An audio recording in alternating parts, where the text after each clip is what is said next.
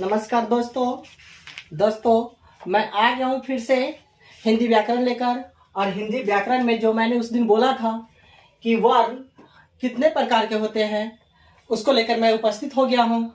जो आप इस वीडियो में देखेंगे कि वर्ण 52 कौन कौन होते हैं, इसको मैं डिटेल से आपको बताऊंगा।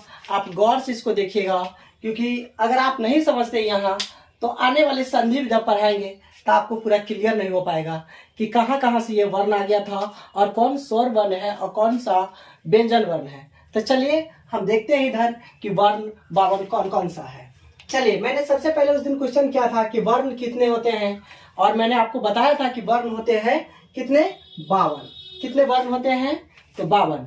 और 52 कौन कौन होते हैं वो मैं आपको आगे बताऊंगा। उससे पहले मैं ये जानेंगे कि वर्ण कितने प्रकार के होते हैं। तो वो वर्ण है, वर्ण कितने प्रकार के होते हैं? वर्ण 2 प्रकार के होते हैं। आपसे पूछा जाए कि वर्ण कितने प्रकार के होते हैं तो आप बताएंगे वर्ण 2 प्रकार के होते हैं। पूछेगा कौन कौन से वर्ण होते हैं तो आप बताएंगे स्वर वर्ण, 2 में बोलेंगे व्यंजन वर्ण। आपसे पूछेगा स्वर वर्ण कौन कौन से हैं तो आप बोलेंगे स्वर वर्ण, जो मैंने पिछले वीडियो में भी बताया था, फिर मैं इसमें बताता हूँ।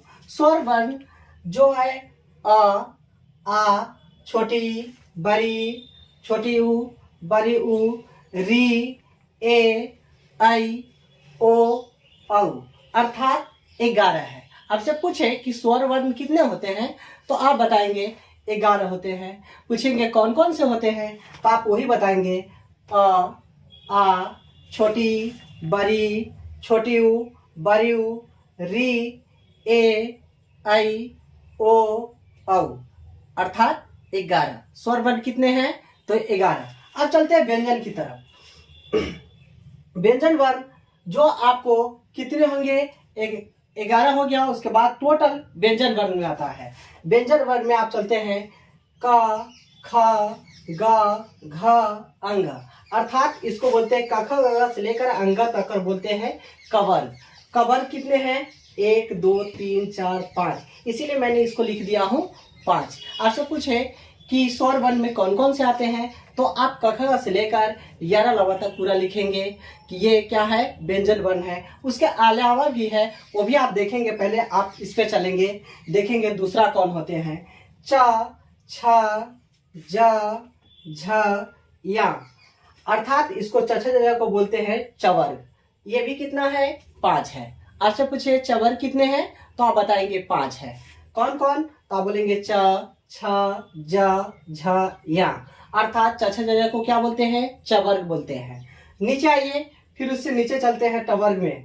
ट, ठ, ड, ढ, अर, अर्थात ये टवर्ग है। ये 5 टवर्ग हो गया, जिसको मैंने लिख दिया हूँ 5। उसके बाद चलते हैं त, थ, द, ध, न, अर्थात तवर्ग है। ये भी 5 है। आपसे पूछे तवर्ग कितने हैं तो 5 है। उसके बाद नीचे आएंगे प, फ, ब, भ, म, अर्थात ये प से शुरुआत है, इसीलिए इसको क्या बोलते हैं? पवर्ग। ये भी 5 है। अर्थात टोटल कितना हो गया? 25। 25 ये, 11 ये, आप जोड़िएगा टोटल 52 कितना होता है, कैसे होता है मैं आपको बता रहा हूँ। 11 ये, 25 ये, अर्थात 36 हो गया। आगे चलिए, चलते हैं अंतस्थ वर्ण। आपसे पूछेगा अंतस्थ वर्ण कितने हैं तो आप बताएंगे 4 है। कौन कौन से हैं तो य, र, ल, व। आपसे पूछे कि अंतस्थ वर्ण कितने हैं तो आप क्या बताएंगे? 4 है। कौन कौन से तो य, र, ल, व, अर्थात कितने हैं? 4। उसके बाद आते हैं ऊष्म वर्ण। ऊष्म वर्ण भी कितने हैं? ये भी 4 है। कहाँ से वह छोड़े थे? उसके बाद आइए तरावी सा, मूर्धनी सा, दंती सा, हा, ये भी 4 है। आपसे पूछे ऊष्म वर्ण कितने हैं तो बोलेंगे 4। कौन कौन से तो तलावी सा, मूर्धनी सा, दंती सा, हा, तो ये 4 हो गए ऊष्म वर्ण। उसके बाद आते हैं संयुक्त व्यंजन। संयुक्त व्यंजन कौन कौन है तो हा के बाद क्या आता है? छ, त्र, ज्ञा और एक सरा होता है। ये एक्स्ट्रा है जो सरा है। इसी में यरल में सरा नहीं आता है तो ये एक्स्ट्रा होते हैं, जिसको संयुक्त व्यंजन के अंतर्गत रखा जाता है। ये भी 4 हो गए। ठीक है। उसके बाद आते हैं द्विगुण, अर्थात दूसरा रूप जो आता है उसको द्विगुण कहते हैं। जैसे द्विगुण में 2 आते हैं, एक बरीरा और दूसरा ढ, क्योंकि बड़ी र एक र 11 नंबर में आपने पढ़ा था और दूसरी बड़ी र हो गया, और एक ढ आप पढ़े थे तथा तथा में, और एक ढ यहाँ आ गया। ये द्विगुण कहलाता है, जो 2 बार आता है उसको द्विगुण कहते हैं। अब उसके आगे हम लोग चलते हैं अनुस्वर। अनुस्वर अर्थात किसी चीज के ऊपर अनुस्वार का जो चिन्ह रहता है उसे अनुस्वर कहते हैं। अर्थात अनुस्वर एक और एक विसर्ग, जिसके आगे 2 बुनका डाला रहता है उसको विसर्ग कहते हैं। क्या कहते हैं? विसर्ग। तो टोटल इधर किधर कितना हो गया? 4 4 8 4 12 2 14 2 16, टोटल कितने हो गया? 16। 16 वो 25 ये और 11 ये जोड़ लीजिए, 11 25 और 16 टोटल जोड़ दीजिए, कुल कितने हो गए? कुल कितने हो गए? 52। आपको मैंने बताया था कि टोटल कितने वर्ण होते हैं, तो 52। आपसे पूछे कि 52 वर्ण कैसे हैं, तो आप इसको देखकर समझकर दूसरे को बता सकते हैं कि हाँ 52 वर्ण कैसे होते हैं। फिर मैं आपको मिलता हूँ अगला व्यंजन को लेकर, अर्थात स्वर्ण पढ़ा दिए थे, व्यंजन वर्ण लेकर मिलता हूँ अगले वीडियो में। धन्यवाद। चलिए दोस्तों लेकर मैं आ गया हूँ फिर से व्यंजन वर्ण। क्या लेकर आ गया है? व्यंजन वर्ण। व्यंजन वर्ण कितने होते हैं? तो व्यंजन वर्ण 33 होते हैं। कौन कौन से 33 होते हैं मैं आपको इस वीडियो के माध्यम से बताऊंगा, आप इसको गौर से देखिएगा, ठीक है। सबसे पहले चलते हैं कि व्यंजन वर्ण किसे कहते हैं। व्यंजन वर्ण वे होते हैं जिनका उच्चारण स्वरों की सहायता से की जाती है या होती है। आपसे पूछेगा कि व्यंजन वर्ण किसे कहते हैं, तो आप बोलेगा व्यंजन वर्ण वे हैं जिनका उच्चारण स्वरों की सहायता से होता है। किसकी सहायता से होता है? तो स्वरों की सहायता से होता है। स्वर वर्ण कितने हैं? तो 11 मैंने आपको बता दिया हूँ पिछले वीडियो में, और आप इसमें देखेंगे कि स्वर वर्ण कैसे मिलकर आता है। इसमें साथ में ये क है हलंत और प्लस अ है, 2 चीज मिलता है, आधा क और अ, दोनों मिलकर क्या बन जाता है? क। आप पढ़िए, जब पढ़ते हैं क तो उसमें 2 शब्द आता है, एक क और दूसरा अ, तो वही इसमें स्वर क्या आ गया? अ। दूसरा पढ़िए ख पढ़ते हैं तो क्या आता है?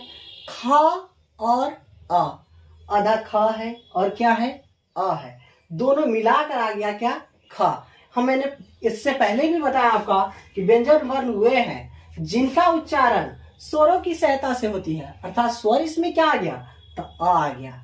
ख पढ़िए, ख के बाद क्या आता है? ग है आधा और अ है, अर्थात दोनों को जब मिलाएंगे तो क्या हो जाएगा? ग। अर्थात ऐसे कर आप यरल के सारे शब्द लिख सकते हैं, सभी में अ आता है। और आपको बता दूं, जो सभी व्यंजन वर्ण के साथ जितने स्वर आते हैं अर्थात अ आते हैं, इसे शहीद वर्ण कहते हैं। आपसे पूछे कि शहीद वर्ण किसे कहते हैं?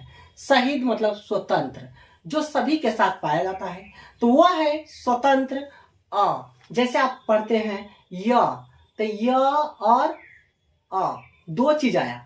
फिर आता है क्या? आपको प पढ़ते हैं तो प में क्या आता है? प और अ, अर्थात सभी के साथ क्या आता है?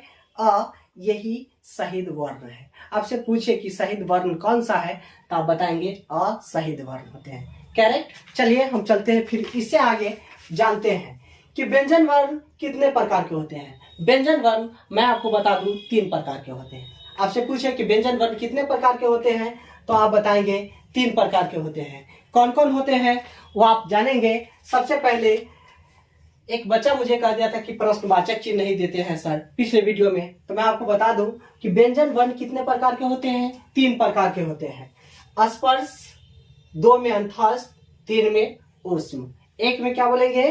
स्पर्श, 2 में अंतस्थ और 3 में ऊष्म। स्पर्श वर्ण किससे कहते हैं? तो देखिए, स्पर्श वर्ण व्यंजन उसी को कहते हैं।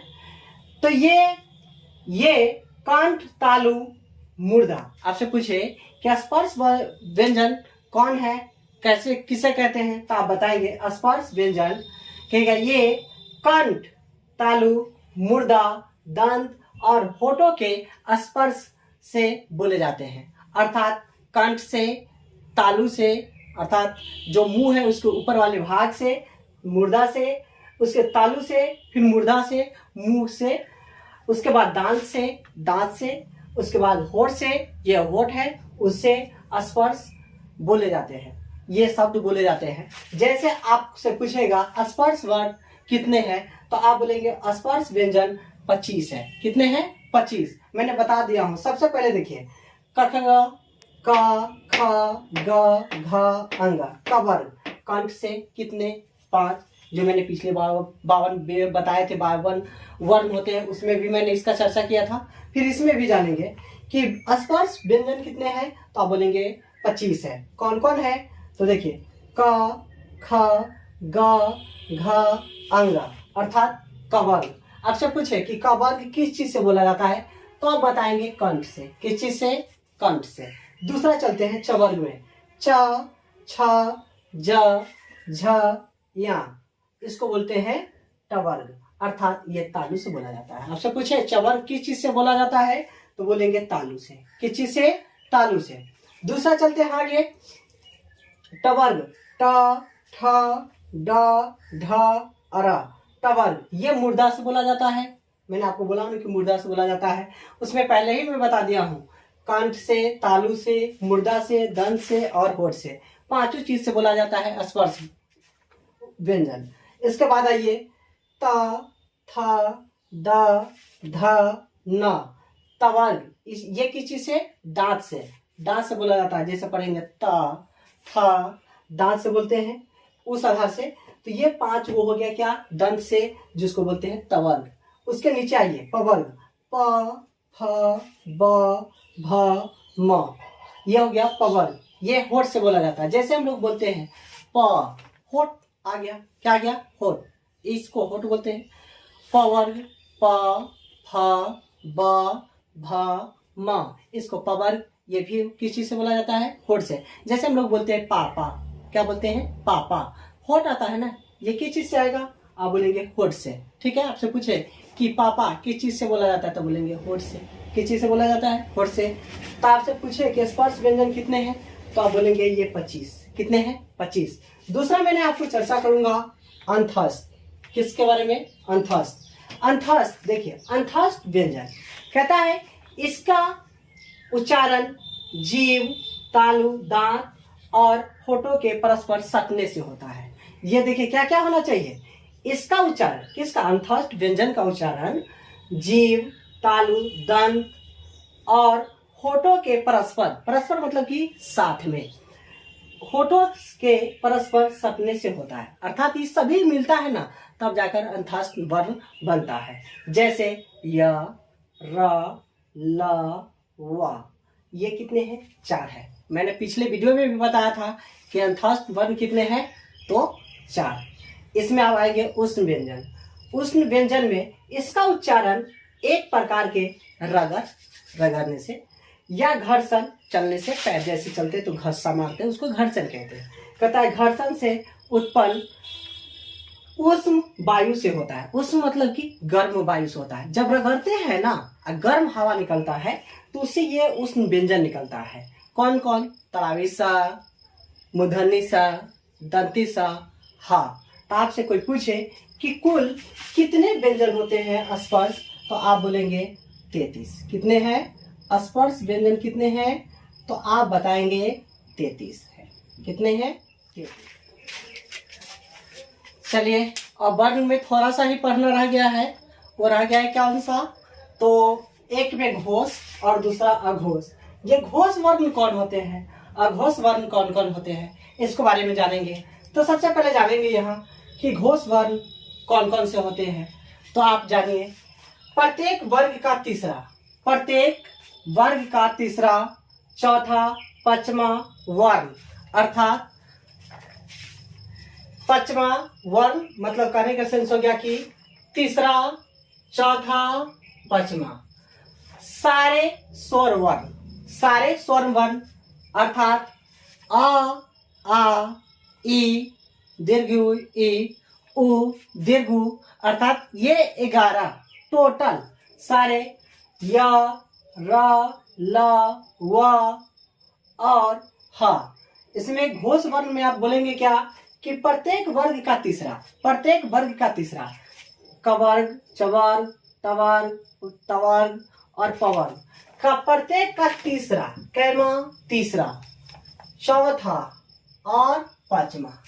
तो आप तीसरा जानिए, 1 2 3, तीसरा कहाँ है? तो ग घ अंग। फिर क्या जाएंगे? 2 छोड़ देना है, तीसरा में ज झ या, क्या बोलेंगे? ज झ या। उसके बाद तीसरा में ये ढ ड और अर, मतलब कहने के सेंस हो गया ट ठ ड ढ अर। तीसरा में हो गया ये दो, तीसरा। उसके बाद द ध न।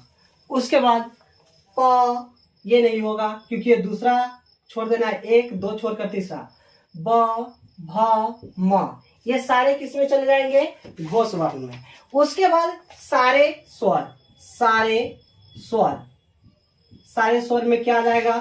तो आ ई, दीर्घ ई, उ, दीर्घ उ, डॉट डॉट 11, ये सारे उसमें आ जाएंगे घोष वर्ण में। तो आपसे पूछे कि घोष वर्ण कौन कौन है, तो आप बताएंगे प्रत्येक वर्ग का तीसरा, चौथा, पांचवा वर्ण और सारे स्वर वर्ण, और या, र, ल, व और ह, ये सारे क्या है? घोष वर्ण है। अब अघोष में आते हैं। अघोष वर्ण कौन है? तो पहला, प्रत्येक वर्ग का पहला, दूसरा और तलावी सा, मूर्धनी सा, दंती सा। देखिए प्रत्येक वर्ग का पहला, दूसरा।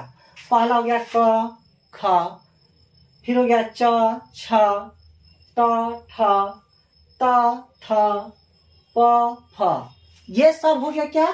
अघोष में। उसके अलावा हो गया तलावी सा, मूर्धनी सा, दंती सा, ये सारे क्या है? अघोष है। क्या है? अघोष वर्ण है। आपसे पूछे कि क्या है, तो आप बोलेंगे अघोष वर्ण है। अर्थात आप इस वीडियो के माध्यम से पूरा जान गए होंगे। मुझे विश्वास है अगर इससे एक्स्ट्रा क्वेश्चन जाना है तो आप मैसेज जरूर करें, कमेंट्स करें कि सर इससे आगे वाले वीडियो में बनाकर मैं आपको निश्चित उसका सॉल्यूशन दूंगा। तब तक के लिए धन्यवाद।